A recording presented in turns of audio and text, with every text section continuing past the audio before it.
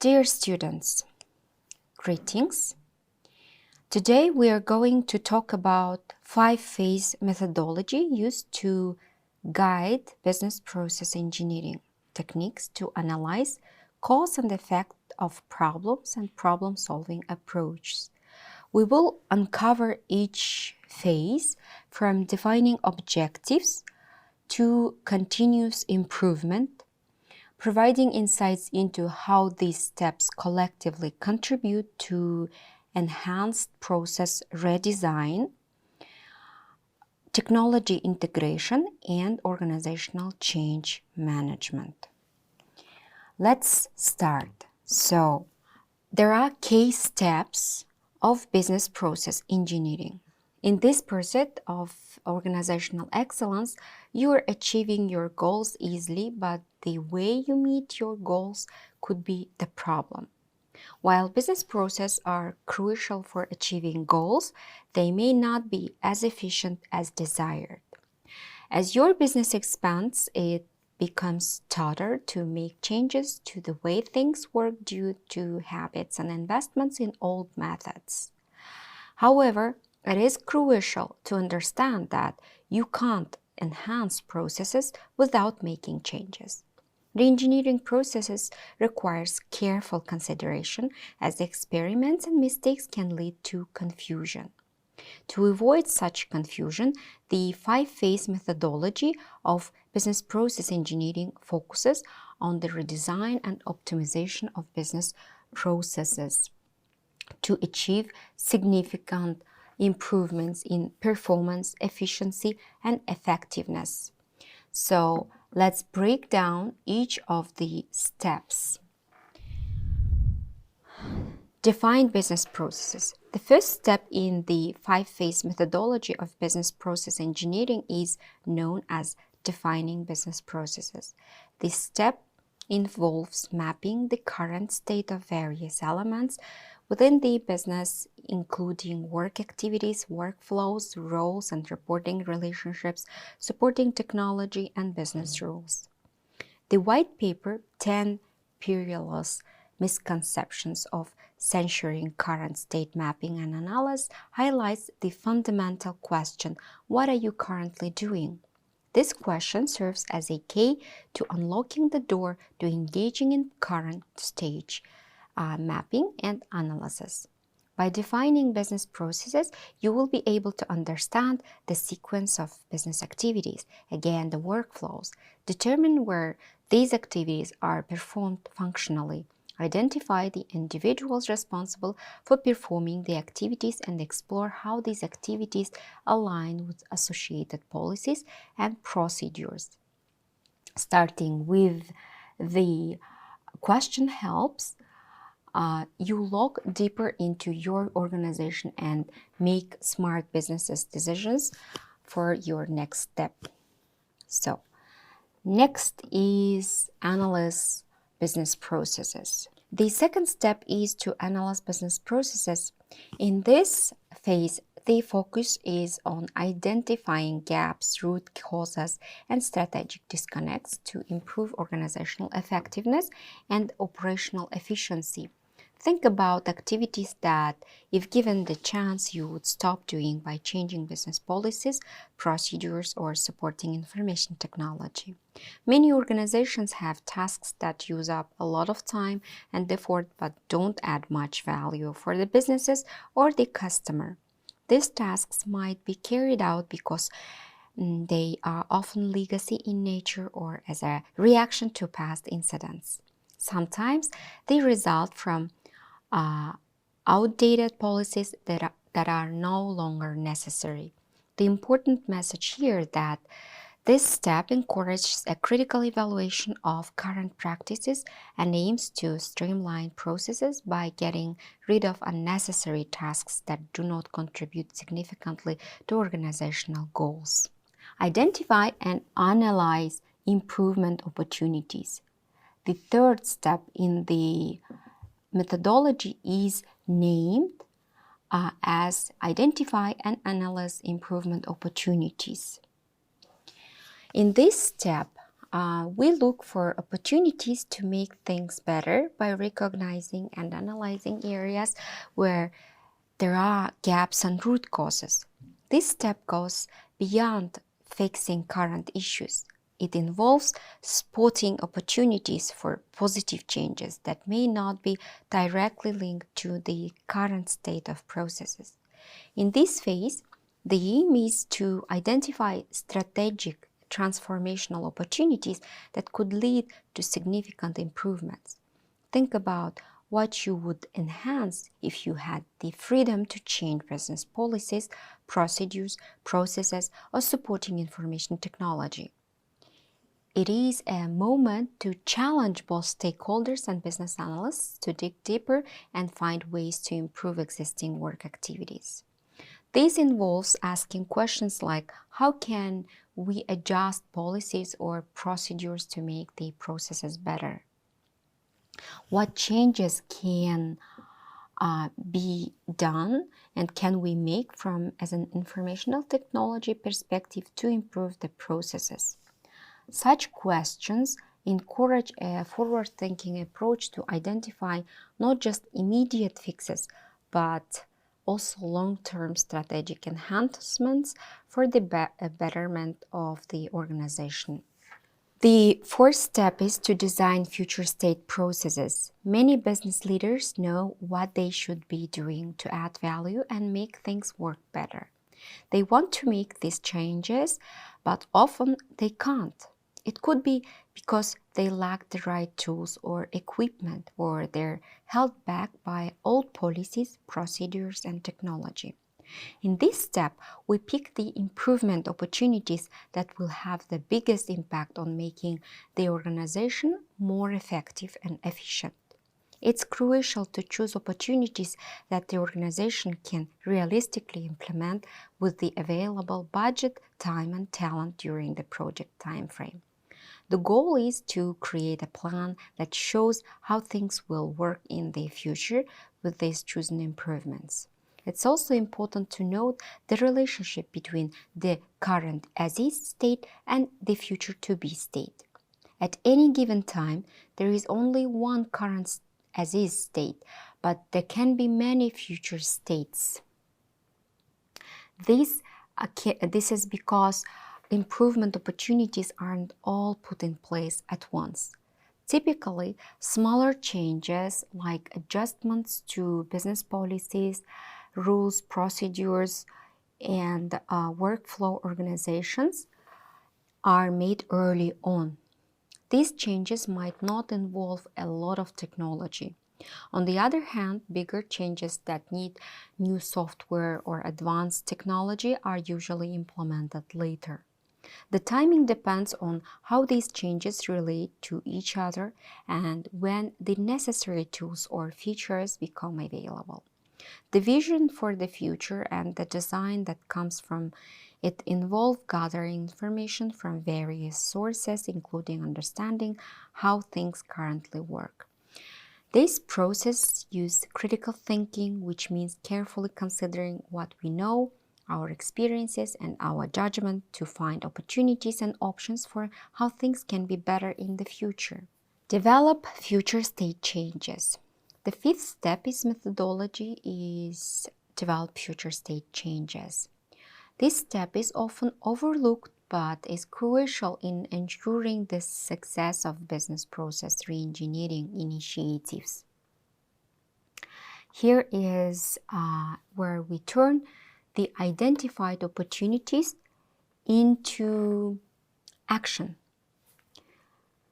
Before we implement changes, we need to make sure they are practical and ready for action. This involves designing and clearly communicating new workflows and procedures.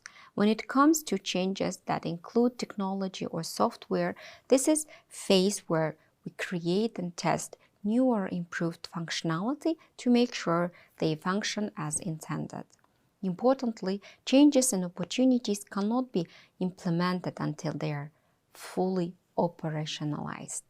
This readiness ensures that the organization is well prepared for the transition to future state without encountering unforeseen challenges.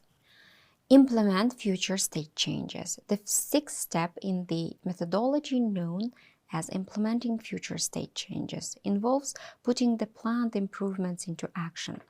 The process typically follows a structured implementation approach that considers dependencies among changes and opportunities, change management, project management, performance monitoring, and so on. Some improvements may be linked, and the sequence of implementation could impact the overall success of the changes. Moreover, implementing such requires effective change management strategies. This involves communicating the changes to stakeholders, addressing concerns, and ensuring that everyone affected understands and supports these modifications. Similarly, a project management framework is crucial for overseeing the implementation processes, which includes setting timelines, allocating resources, and tracking progress to ensure that the changes stay on course. Furthermore, performance monitoring is vital to evaluate the effectiveness of the implemented changes.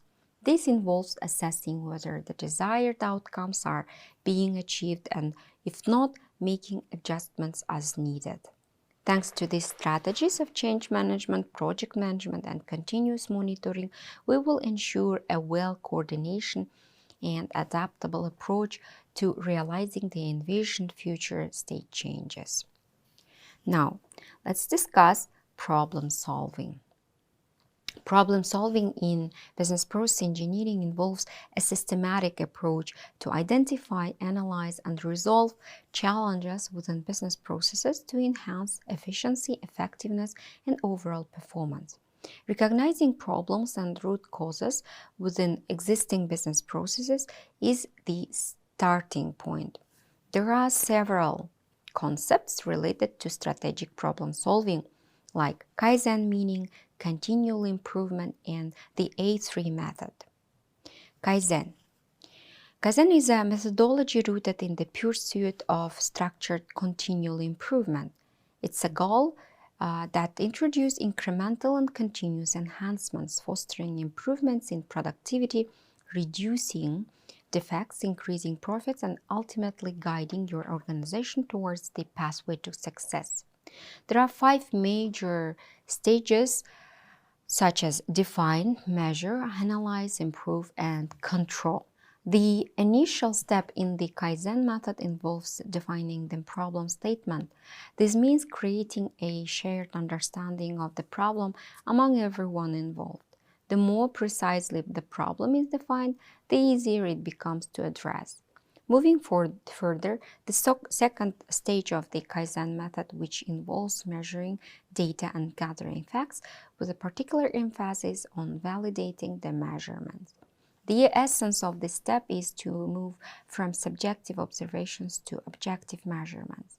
Quantitative data is crucial for understanding the extent of the problem, assessing its impact, and making informed decisions. You should use concrete data and metrics to form a whole picture of your business processes. Analyzing the data is the third stage, the focus on which is to understand and the factors that influence the problem, identify root causes, and formulate hypotheses for improvement.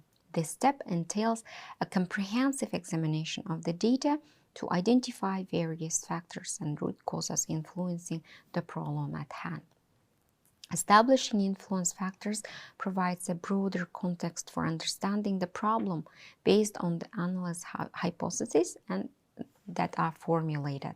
It could be assumptions about the relationship between certain variables and identified problems, which will guide your further decision making. The fourth stage of the Kaizen method is focusing on improving solution candidates. This involves developing specific actions, assigning ownership, prioritizing, and designing on the most effective strategies, and ultimately implementing actions for positive change. With a clear understanding of the root causes and formulated hypotheses, the next step is to develop detailed action plans. These plans outline the specific steps that need to be taken to address the identified issues. Action plans should be clear, concise, and directly aligned with the improvement goals. Each action in the plan should have a designated owner or responsible party.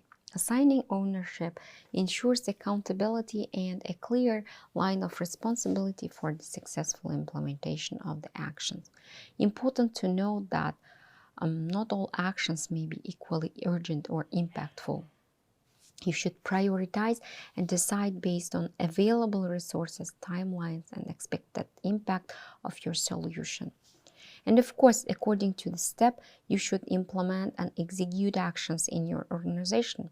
This phase is crucial for turning ideas and strategies into practical solutions that address identified problems and drive continuous improvement. Final stage involves controlling the implementation to ensure the sustainability and stability of the improved process. Sustainability requires ongoing monitoring of the implemented changes. Regularly assess whether the improvements are achieving the desired outcomes and whether they are being consistently applied. Continuous monitoring here is key to identifying any potential issues or challenges for long-term stability. The improved process should align with and become implemented in the organizational culture. It should not be perceived as a temporary change, but rather as an integral part of how the organization operates. That's why it's also important to share lessons learned. You can share both success and challenges experienced during the implementation, communicate these experiences within your team, and build understanding of that worked well and where improvements can be made in the future. In the defined phase, we pinpoint the problem we want to solve. A problem statement is like a clear description of a challenge that needs fixing, such as why do we have so many printer problems? A problem is something that is getting in the way of reaching a goal or objectives.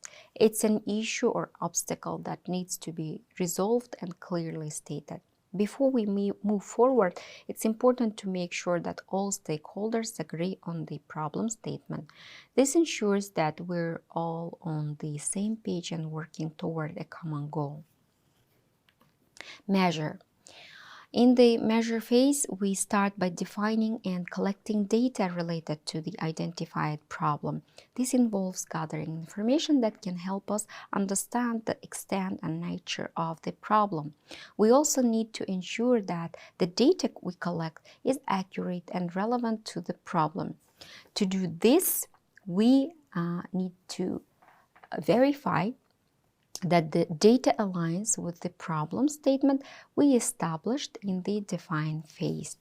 Additionally, a part of the measure phase involves conducting observations at different times to get a comprehensive view of the situation. By doing so, we aim to gather real-time insights and observe any patterns or variations that might be contributing to the identified problem. Overall, the measure phase is about laying the foundation for a data-driven understanding of the problem, ensuring that the information collected is valid and reliable. Analyze the problem. So as you can see in the presentation, effective problem analysis is the cornerstone of successful problem solving. You should make sure that efforts are directed toward resolving the root causes rather than symptoms, leading to sustainable and lasting solutions. To do so, let's delve into the techniques like Pareto analysis, fishbone analysis, and the 5 ways that provide structured analysis of cause and effect relationships. Now let's consider Pareto analysis. So, what is Pareto analysis? Pareto analysis derived from the Pareto principle, also known as 80-20 rule, asserts that a small percentage of causes often lead to a large percentage of effects. In the context of business process engineering, it means that a critical few factors can significantly influence the majority of issues or inefficiencies within a process. Before beginning Pareto analysis, gain a comprehensive understanding of the business processes. Start with process mapping as the initial step and use it to delineate the steps and components involved in the business process. Then identify the factors relevant to the business process and sort them out based on their significance. For visual representation, you can design a Pareto chart in which you present the factors in descending order of importance on the chart. Interpretation of the Pareto chart reveals the vital few factors that wield the most significant impact on the business processes. Consider a hypothetical customer service process fraught with delays and customer dissatisfaction. Applying Pareto analysis might unveil that 20% of the identified issues, such as software glitches or training gaps, are responsible for 80% of the delays. By statistically and strategically addressing these critical new factors, businesses can witness a substantial improvement in overall process efficiency and customer satisfaction. Importantly, Pareto analysis is not a static tool, but rather a dynamic and iterative process. As business processes evolve, periodic analysis becomes essential to ensure that improvement efforts remain aligned with the factors that wield the most substantial influences. So, let's now consider Ishikawa analysis, fishbone. This analysis gets its name from its visual representation that resembles a fish skeleton or a fishbone. This structured diagram helps in categorizing and exploring potential causes contributing to a specific problem. The identified causes are then grouped into key areas or categorized, often referred to as the bones of the fishbone. These categorizes typically include different aspects like team, processes, equipment, objectives, and statistics. You should dive into each branch to explore potential root causes within each category. By leveraging collaborative insights and visually mapping out the complexity of issues, organizations can not only address immediate problems, but also cultivate a culture of adaptability. You can start fishbone analysis by clearly outlining the major problem that needs to be addressed. This becomes the head of the fish diagram, as you can see from the presentation. So next, outline 4 to 5 bones stemming from the spine, which are the major categorized of potential causes. Such technique is much more effective in collective brainstorming and is a valuable tool in project management to address causes of the problem.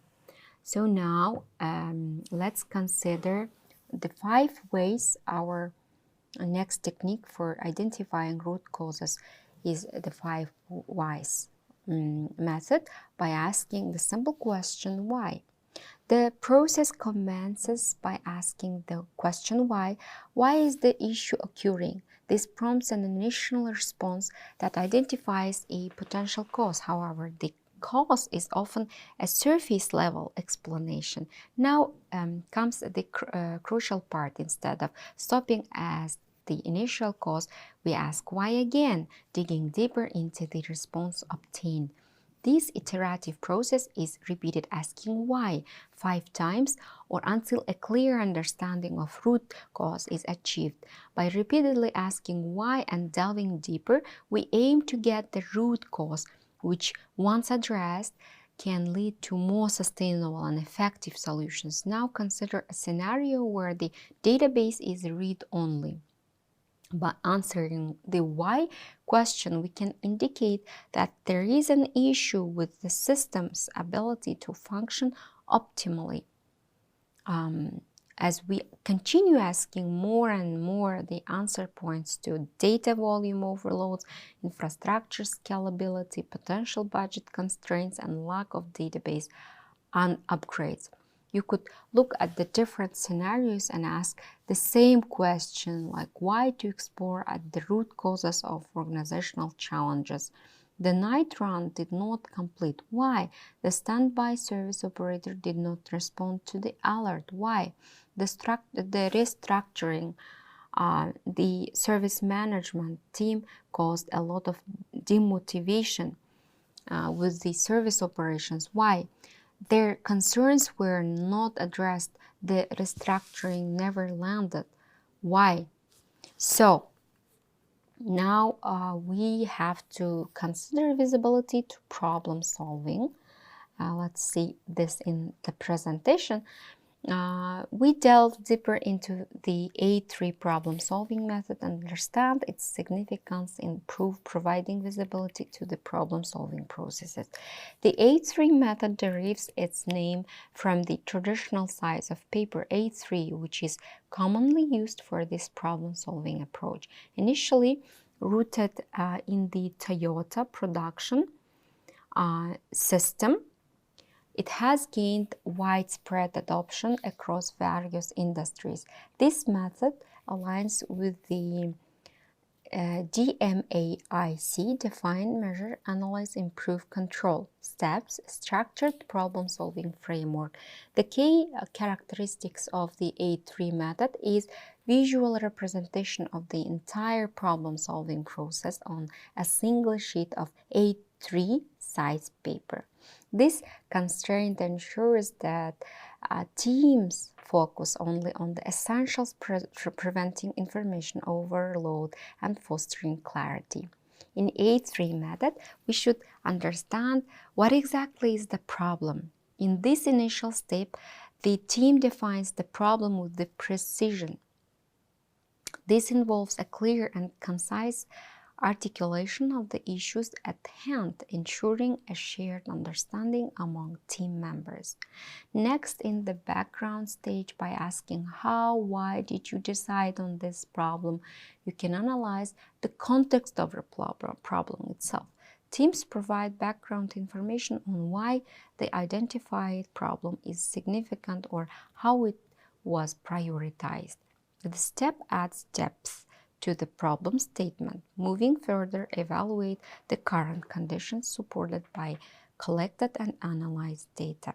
This involves a thorough examination of the existing conditions related to the problem, providing a factual foundation for further decision making. Clearly defining the desired goals or state sets the target for the problem-solving process. You should identify what is the desired state. This step establishes what success will look like and helps guide the future development of countermeasures and plans. Next is countermeasures. They are the strategies and actions identified to address the problem and move towards the desired state. This involves brainstorming and selecting interventions that directly target the root causes of the problem. In this phase, you should analyze the question of how to reach the desired state. One of the most important steps is to set up a plan and design on how it will be achieved. This step involves outlining a detailed plan of action based on the chosen countermeasures. Teams can specify the tasks, responsibilities, timelines, and resources required to implement the selected strategies. Last step in the method is the follow-up. After implementing the plan, the team assesses the outcomes and evaluates the effectiveness of the countermeasures. You should ask what were the results and how to keep going. This step also includes considerations from continuous improvement and how to sustain positive changes over the long term. So we can say that the A3 method with its structured steps provide a comprehensive framework for problem solving.